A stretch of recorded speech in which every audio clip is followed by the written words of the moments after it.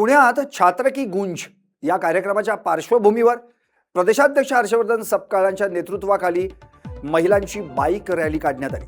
भिडेवाडा ते कोथरूड असा या रॅलीचा मार्ग होता। येत्या 22 ऑगस्ट रोजी विरोधी पक्षनेते राहुल गांधी यांच्या उपस्थितीत छात्र की गूंज या कार्यक्रमाचं आयोजन करण्यात आलं। या कार्यक्रमात राहुल गांधी महिलांशी संवाद साधणार आहेत। त्याआधी महिलांच्या सहभागातून ही बाईक रॅली काढण्यात आली।